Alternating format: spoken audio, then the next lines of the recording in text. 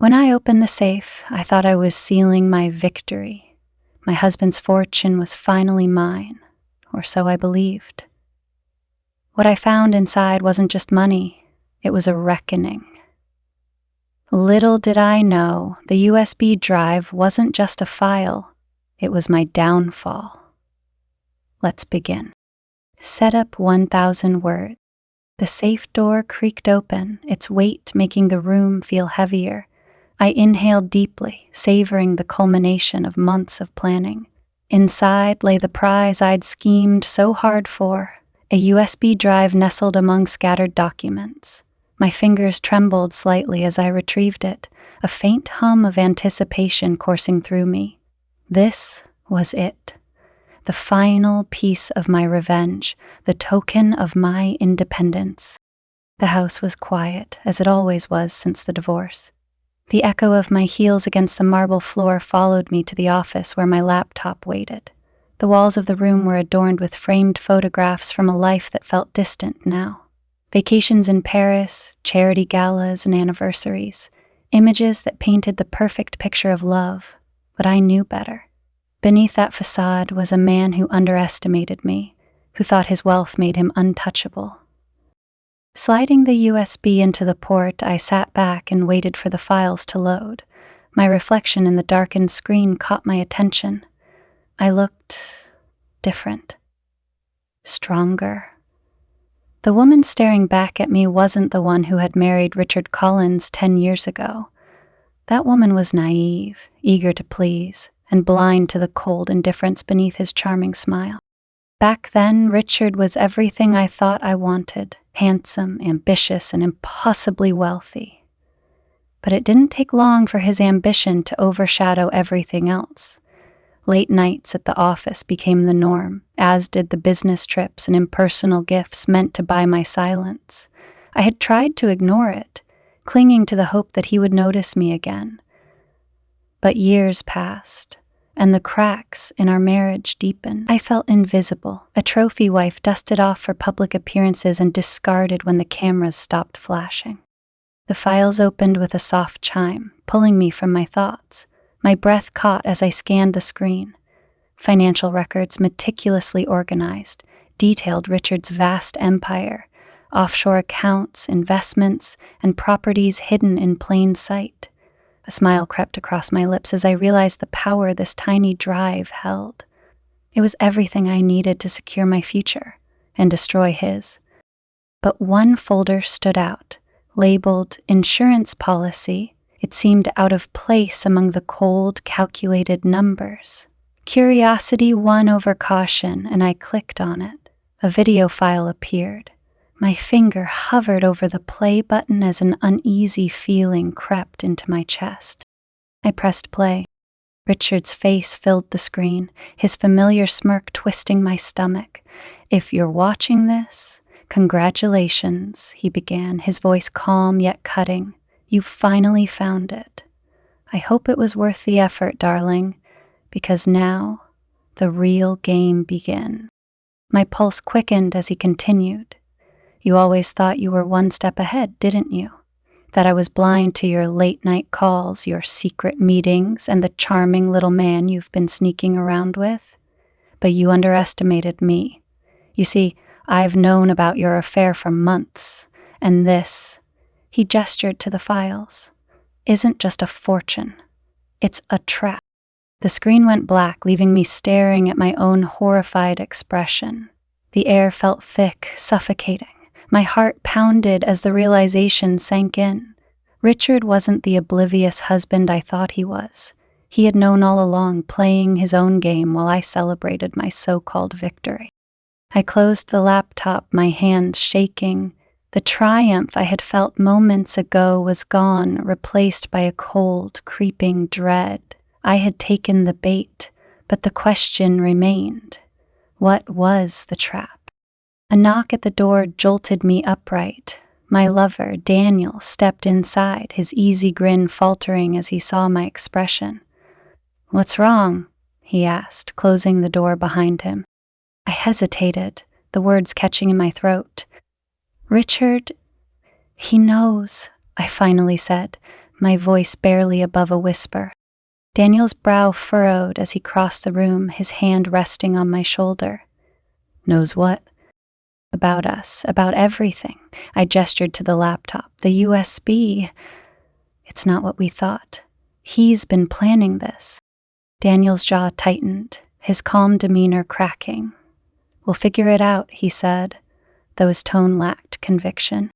I wanted to believe him, to cling to the idea that we could outmaneuver Richard, but the truth was, I had no idea what game we were playing, or how much I stood to lose.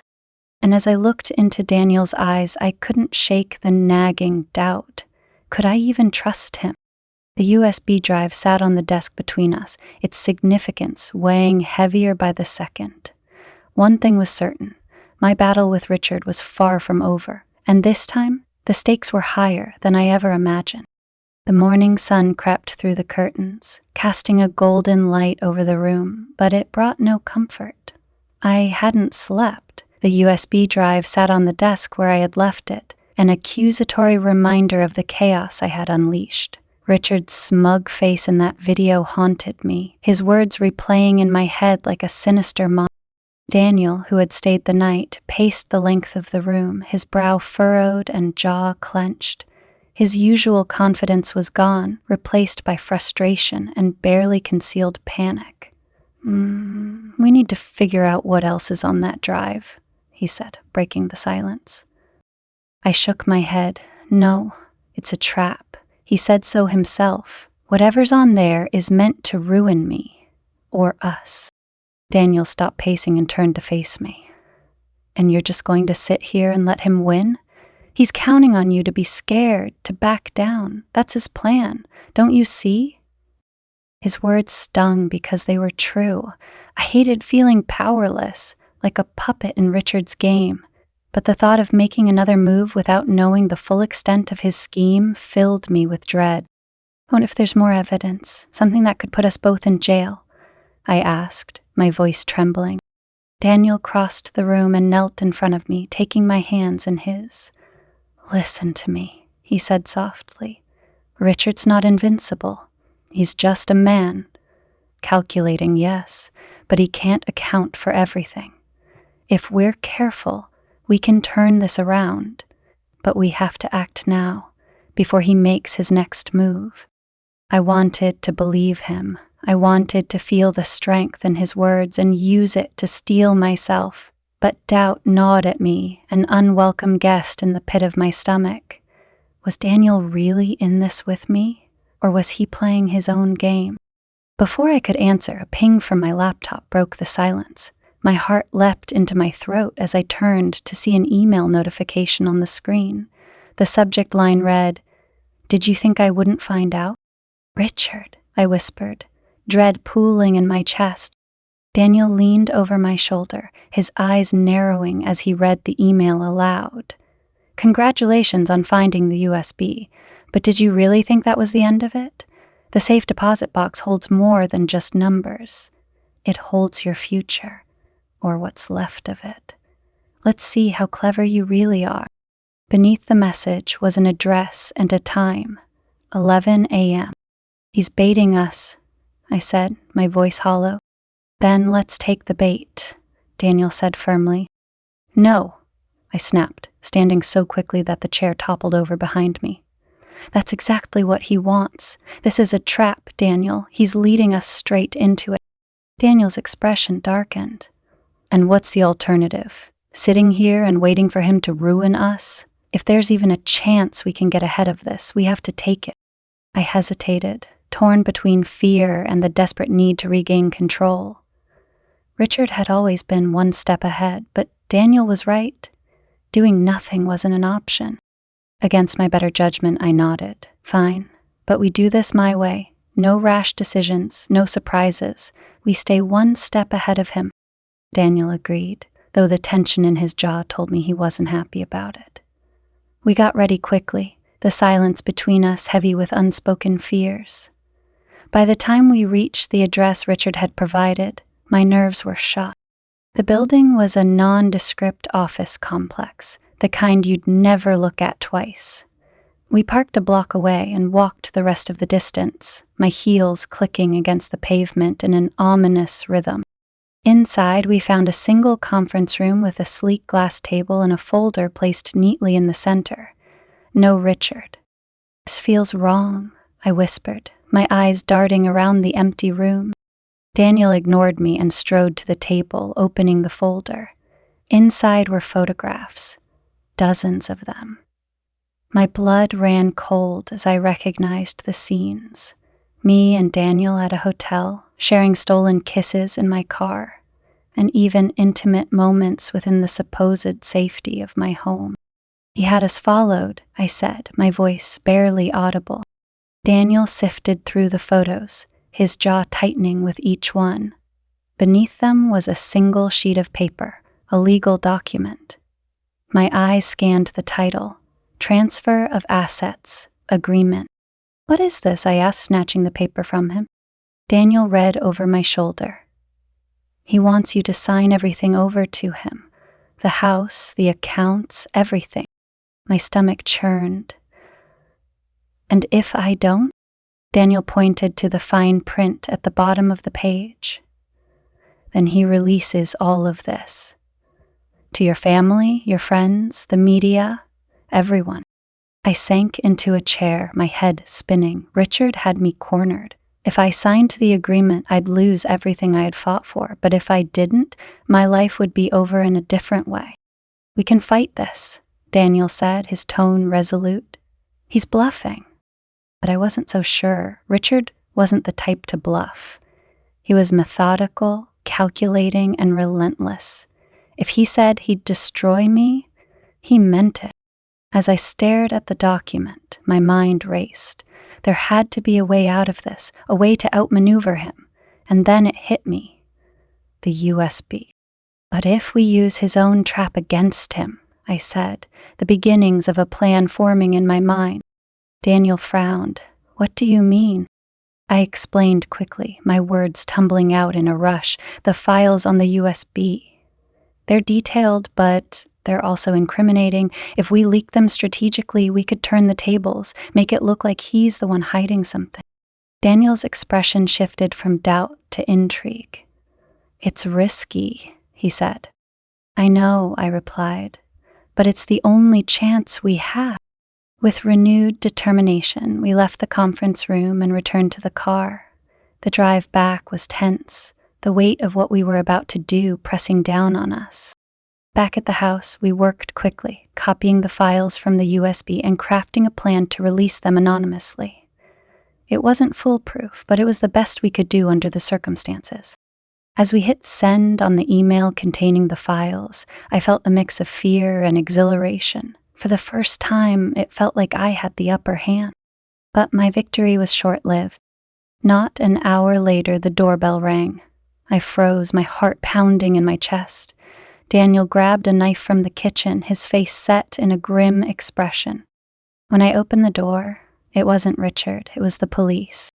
"Mrs. Collins," one of the officers said, his tone professional but firm, "we have a warrant to search the premises." My blood turned to ice. "A warrant? For what?" The officer didn't answer. Instead, he handed me the document and stepped inside, his partner close behind. Daniel and I exchanged panicked glances as the officers began to search the house. It didn't take long for them to find the USB drive. "This is it," one of them said, holding it up. "You can't take that," I protested, my voice shaking. "It's mine." The officer ignored me and turned to his partner. "Bag it as evidence." "Evidence for what?" Daniel demanded. The officer finally answered, his expression unreadable. "Fraud, embezzlement, and conspiracy." The words hit me like a freight train. I turned to Daniel, but he wouldn't meet my eyes. "Daniel?" I whispered, my voice cracking. He didn't answer. Instead, he stepped forward and said, "I'll cooperate." The betrayal was like a dagger to my heart. As the officers led him away, I realized the truth. Richard's trap hadn't just been for me, it had been for both of us. And Daniel had taken the easy way out, leaving me to face the consequences alone. I sank to the floor, the weight of my choices crashing down around me. The quiet house felt like a tomb. The air was thick with the weight of everything that had crumbled around me. My mind replayed the events over and over. The police storming in, the USB drive confiscated, and Daniel's haunting words, "I'll cooperate." The betrayal stung more deeply than I could have imagined. I had trusted him, let him into my life, and believed that he was my partner in this fight against Richard. But the moment things got hard, he'd folded. Had he been working with Richard all along? Or was he simply too cowardly to face the fallout? I needed answers, but first I had to deal with the mess at hand. The clock on the wall ticked ominously as I paced the living room, trying to think of my next move. Every instinct told me to run, to leave everything behind and disappear. But where could I go? Richard's reach was long, and his plan was meticulous. I couldn't outpace him. Not now. My phone buzzed on the coffee table, shattering the oppressive silence. I hesitated before picking it up, my fingers trembling. It was a number I didn't recognize, but something told me to answer. "Hello. Enjoying my little surprise?" Richard's voice dripped with smugness, and I could almost picture his infuriating smirk. My grip tightened on the phone. "You bastard. You set this all up."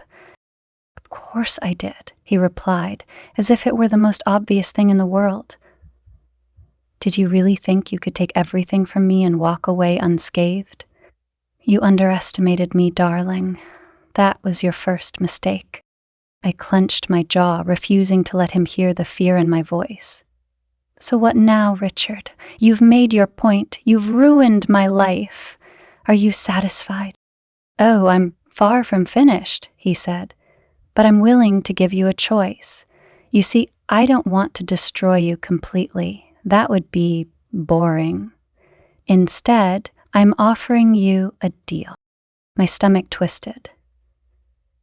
"What kind of deal?" "Meet me at the estate tomorrow morning," he said. "We'll discuss it in person. Bring your wits if you still have any left." Before I could respond, he hung up, leaving me staring at the screen in disbelief. A deal? What kind of twisted game was this? The following morning, I drove to the estate, my hands gripping the steering wheel so tightly that my knuckles turned white. The sprawling mansion loomed ahead, a reminder of the life I had once lived and the man who still held all the cards.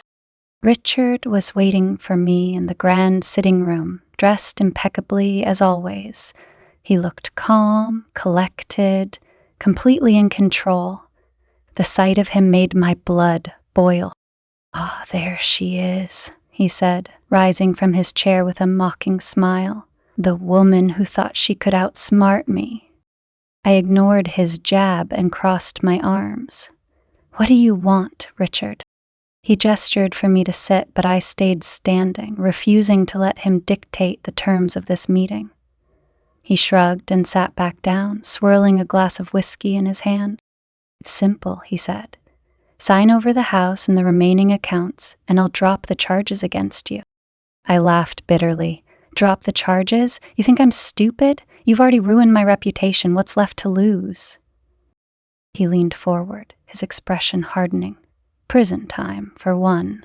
That USB contained enough evidence to implicate you in fraud and conspiracy. Do you really want to spend the next decade behind bars?" His words hit like a punch to the gut. He had me cornered, and he knew it. "I'll think about it," I said, trying to buy time. Richard smirked. "Take all the time you need. Just know that every hour you wait, my lawyers get closer to sealing your fate." I drove home in a daze, the weight of Richard's ultimatum pressing down on me. The house felt suffocating, every corner a reminder of what I stood to lose. I poured myself a drink and sank into the armchair, staring blankly at the fireplace. Could I really give up everything? After all the scheming, all the sacrifices, was I willing to let Richard win? But the alternative, facing prison time, was unthinkable. As the hours passed, I thought about all the moments that had led me here. The lies, the betrayal, the greed. I had always told myself that I was justified, that Richard deserved to be outsmarted. But now, sitting alone in the ruins of my life, I couldn't ignore the truth. I had been reckless, blind. The doorbell rang, startling me from my thoughts. I set my drink down and approached the door cautiously, half expecting another visit from the police. But when I opened it, I was met with an unexpected sight. Dan. He looked disheveled, his usual charm replaced by a look of exhaustion and regret. "What are you doing here?" I demanded, my voice cold. "I had to see you," he said. "I need to explain." I folded my arms, blocking the doorway. "Explain? You threw me under the bus, Daniel. What's there to explain?" He sighed, running a hand through his hair. "I didn't have a choice. Richard cornered me before the police showed up. He offered me immunity in exchange for cooperating. If I hadn't taken the deal, I'd be in just as much trouble as you." "And what about me?" I shot back. "You didn't think twice about what would happen to me?" "I did," he said, his voice breaking. "But I panicked. I made the wrong choice, and I hate myself for it." I wanted to slam the door in his face, to tell him to go to hell. But part of me, despite everything, still wanted to believe him. "Why are you here, Daniel?" I asked, my tone softer this time. "Because I want to make things right," he said. "I have something that might help." He reached into his pocket and pulled out a second USB drive, identical to the one the police had taken. "This has copies of everything," he said, "including evidence that Richard falsified some of the documents. If we use this strategically, we might be able to discredit him." I stared at the drive, hope flickering in my chest for the first time in days. But could I trust him? "And why should I believe you?" I asked. Daniel met my gaze, his eyes filled with sincerity. "Because I owe you, and because I don't want Richard to win any more than you do." I hesitated, torn between skepticism and the faint glimmer of hope. Finally, I took the drive from his hand, the weight of it heavier than it should have been. "Fine," I said, "but if this backfires, it's on you." Daniel nodded. "Fair enough." With the new USB in hand, we set to work. Together we crafted a plan to expose Richard's manipulation without implicating ourselves. It was risky, but it was the only chance we had left. As we sent the files to a trusted journalist, I couldn't help but feel a sense of catharsis. For the first time in weeks, I felt like I was regaining control. But as I watched the email send, I knew this wasn't the end. The fight with Richard was far from over, and I would have to be ready for whatever came next. The house felt eerily silent after Daniel left, the USB now safely tucked away in a hidden drawer. I stood in the kitchen, staring out the window as the morning sun cast a golden glow over the manicured lawn. It was a sharp contrast to the storm raging inside me. For years, I had thought of myself as the one in control, the mastermind pulling all the strings. I'd believed that Richard's obsession with his work and his money made him oblivious to what was happening right under his nose. But he'd been watching me all along, biding his time, waiting for the perfect moment to strike. And Daniel, his betrayal still stung, but as much as I hated to admit it, I understood why he did it. He had panicked, just like I had panicked when I first saw Richard's video on that USB drive. We were both pawns in a game Richard had been orchestrating for years. I thought about the woman I had become over the last decade. The girl who had married Richard for love had slowly morphed into someone else. Someone greedy, manipulative, and willing to betray to get ahead. I told myself it was his fault, that his neglect and coldness had driven me to this.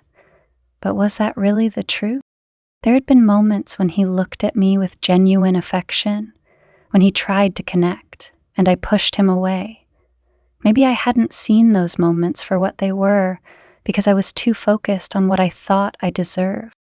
And now here I was, stripped of everything I'd schemed for, left with nothing but a house that felt more like a cage than a home. The sound of a bird chirping outside broke my train of thought, and I realized something. This wasn't just about Richard or Daniel or even the fortune I had lost. It was about me, the choices I had made, the person I had become. For the first time in years, I felt the weight of regret, not for losing the money or the lifestyle, but for losing myself. But regret wasn't enough. If I wanted to salvage anything from this mess, I needed to stop playing the victim and start taking responsibility. The article went live a week later. Richard's empire was rocked by accusations of falsified documents and shady financial dealings. The evidence Daniel had provided was damning, enough to put Richard's credibility into question.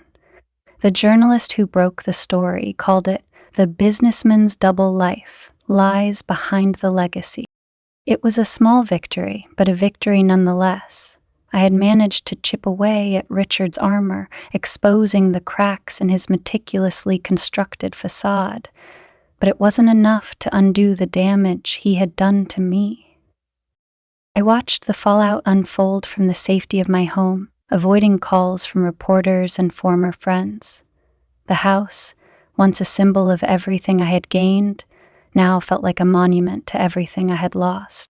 And then, one morning, a package arrived. The envelope was thick, the handwriting on the front unmistakably Richard's. My heart raced as I tore it open, pulling out a single sheet of paper and a small black key. The note was brief. I hope you've learned something from all of this. Consider this my final move. The key is to your freedom, if you're brave enough to use it. The key rattled in my hand as I stared at it, my mind racing. What game was Richard playing now? I drove to the address listed at the bottom of the note, a storage facility on the edge of town. The key unlocked a small unit, and inside was a single briefcase. My stomach churned as I opened it. Stacks of cash filled the briefcase, along with a handwritten note. This is the last thing I'll give you. Consider it a start, not a reward. Use it to rebuild your life. But if you come after me again, I won't be so kind. Goodbye, darling. I closed the briefcase, my emotions a whirlwind of anger, confusion, and something I hadn't felt in a long time. Hope. For all his cruelty, Richard had given me a second chance, a clean slate, and I wasn't going to waste it. As I drove away from the storage facility, I felt lighter than I had in years. The weight of my mistakes was still there, but so was the possibility of redemption. I didn't know what the future held, but for the first time in a long time, I was ready to face it, not as the woman I had been, but as someone new, someone better.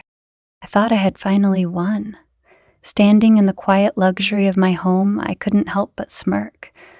The marble countertops gleamed under the light of the chandelier, the scent of freshly brewed coffee wafting through the air.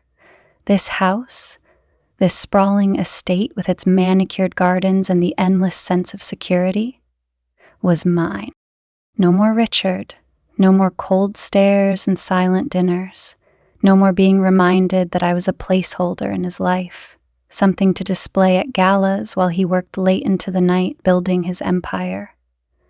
The divorce was finalized, and I celebrated with a toast to freedom and to the hefty settlement that ensured I would never need him again. But the USB drive changed everything. It arrived in a plain manila envelope with no return address. I didn't think much of it at first, assuming it was just another batch of legal documents from my lawyer. I slipped the small drive into my laptop, sipping my wine as the files loaded. What I saw made my heart drop. Video footage of me. The angles were perfectly positioned. Me slipping into a hotel with Daniel, my lover. Us together in my car, thinking the dark windows hid us. even us in the house, whispering in hushed voices while Richard was away on one of his business trips. Oh, how did he? I whispered to myself, a chill running down my spine. Then I saw the folder labeled insurance policy. With trembling hands, I clicked it. A video began to play, and there he was, Richard, sitting in the very office I was standing in. He looked right into the camera, his expression calm yet piercing, and spoke. If you're watching this, congratulations. You thought you won. But we both know you never understood the game you were playing. You see, I knew about you and Daniel months ago.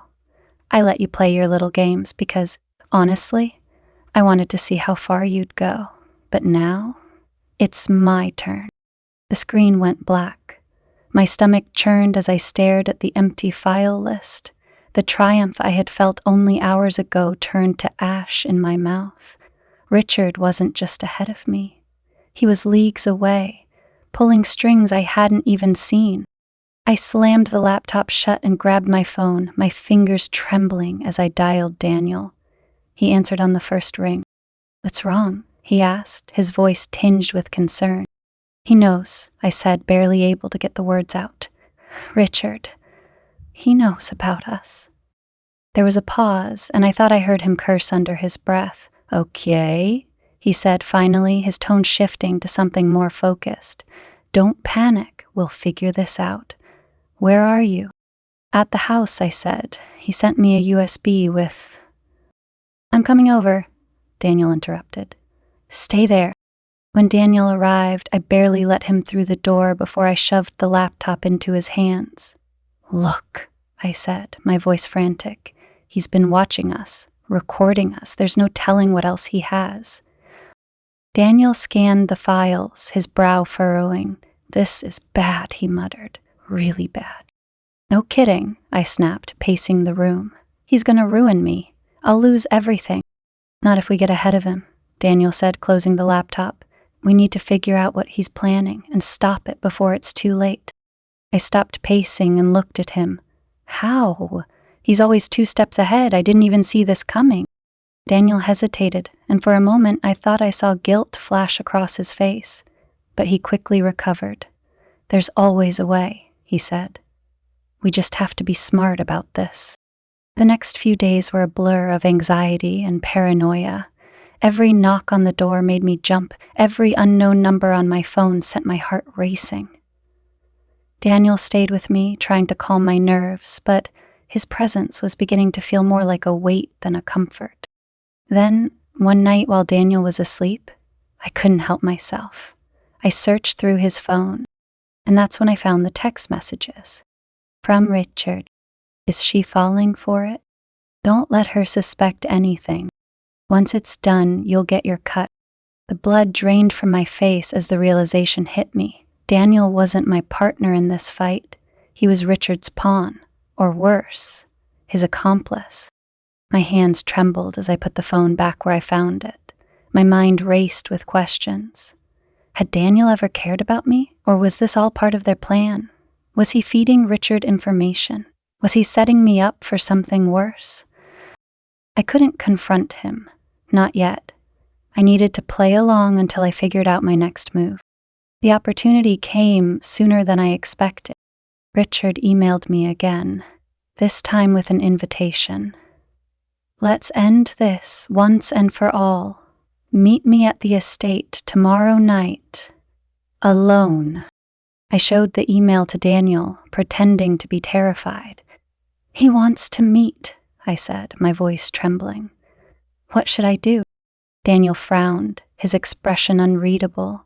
"You don't have to go, we can ignore him." "And let him win?" I shot back. "No, I need to face him. I need to know what he's planning."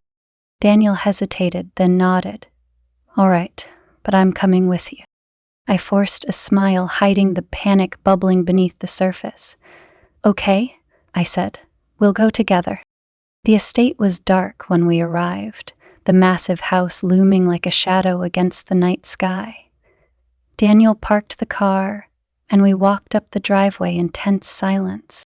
Richard was waiting for us in the grand sitting room, a glass of whiskey in his hand. He looked at Daniel, then at me, and smirked. "You brought him," he said. "How predictable." "What do you want, Richard?" I demanded, my voice sharper than I intended. He gestured to the couch. "Sit," he said, "both of you." Reluctantly, we did. Richard set his glass down and leaned forward, his elbows resting on his knees. "This has been fun," he said, his tone almost casual. "Watching you scramble, trying to outmaneuver me, but the game is over." "What do you mean?" I asked, my heart pounding. Richard reached into his jacket and pulled out a small remote. He pressed a button and a screen descended from the ceiling. Video footage began to play of me and Daniel sitting in this very room. My blood ran cold. The conversation was from earlier that day when we had planned to confront Richard. "I told you," he said, his voice laced with amusement. "I'm always watching." Daniel shot to his feet. "What the hell is this?" Richard smiled. "This, dear boy, is insurance. You see, I always knew you were weak. I just didn't realize how weak until now." "What are you talking about?" I demanded, standing as well. Richard looked at me, his expression softening for the briefest moment. "You sold you out," he said simply. I turned to Daniel, my stomach sinking. "Is that true?" Daniel's silence was all the confirmation I needed. "You bastard," I spat, shoving him away.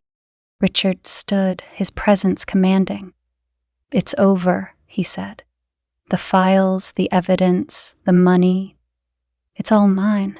But I'm not without mercy. You can walk away from this, both of you. Just leave and never come back." I looked at him, then at Daniel, and made my choice.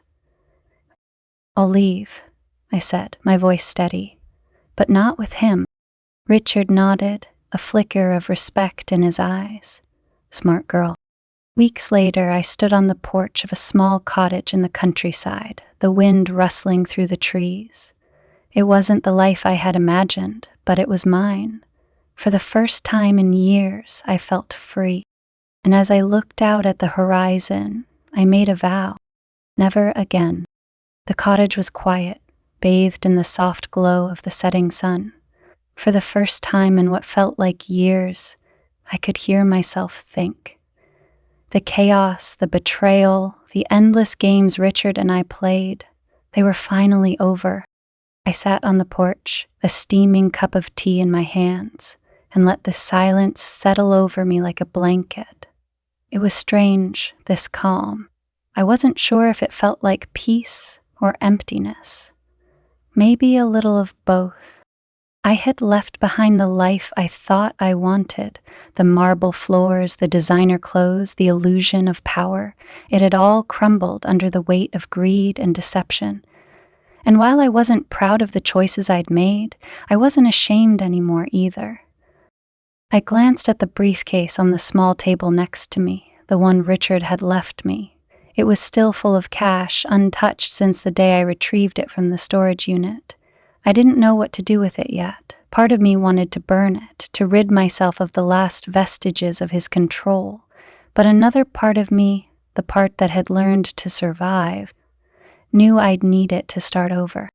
"Goodbye, Richard," I whispered to the wind, letting the words carry the weight of everything I'd been holding on to. The anger, the resentment, even the love I'd once felt for him.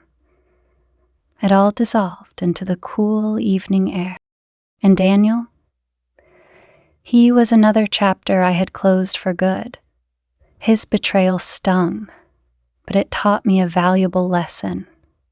No one could be trusted blindly, not even the ones who claimed to care for you. I wasn't sure what the future held for me now, but I knew one thing. I was done looking back. For too long, I had lived my life in the shadow of others, playing their games, fighting for their approval, and letting their actions define me. That ended here. The sun dipped below the horizon, painting the sky in hues of orange and pink. A new day was coming, and for the first time in a long time, I felt ready to face it. Farewell to the woman I used to be. Farewell to the mistakes, the schemes, and the pain. It was time to begin again.